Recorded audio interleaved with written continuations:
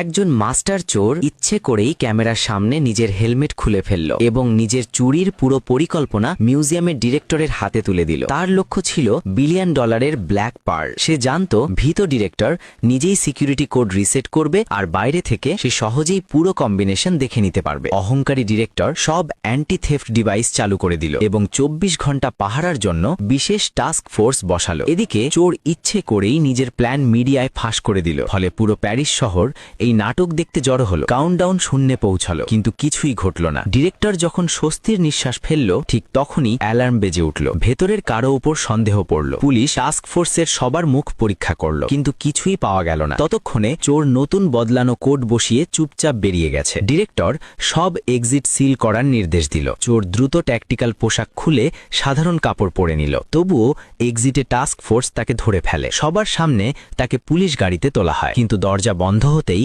সে হেসে ওঠে, কারণ সেটি ছিল ভুয়া পুলিশ কার যা তার সঙ্গীরাই চালাচ্ছিল। সাইরেনের আড়ালে সে অদৃশ্য হয়ে গেল এবং আসল পরিকল্পনা শুরু করল। এক গলিতে ঢুকে ছাদে উঠে সে ইচ্ছে করে নিজেকে পুলিশ স্নাইপারদের সামনে দেখালো। পুরো বাহিনী তার পেছনে ছুটল। ছাদে দৌড়াতে দৌড়াতে সে 10 মিটার চওড়া ফাঁক পর্যন্ত পৌঁছে লাফ দিল, কিন্তু ইচ্ছে করেই পড়ে গেল যাতে সবার দৃষ্টি তার ওপর পড়ে। পুলিশ পৌঁছে দেখে সুজুতার সিগনেচার ফেডোরা টুপি পড়ে আছে। এক সাক্ষীর তথ্যের ভিত্তিতে ইন্সপেক্টর হাসপাতালে যায়, যেখানে চোরকে মর্গে নিথর পড়ে থাকতে দেখা যায়। ঠান্ডা লাশ ছুঁয়েও ইন্সপেক্টর বিশ্বাস করতে পারল না এত সহজে গল্প শেষ। খবর ছড়িয়ে পড়ল, চোর মারা গেছে। শেষ কৃত্যের প্রস্তুতি হলো। শেষ মুহূর্তে ইন্সপেক্টর কফিন খুলতে বললেন। পরিবারের আপত্তি সত্ত্বেও ঢাকনা খোলা হলো। ভেতরে নিথর দেহ। লজ্জিত হয়ে ইন্সপেক্টর চলে গেলেন, কিন্তু শেষ ফুলটি কবরে পড়তেই চোর চোখ খুলল।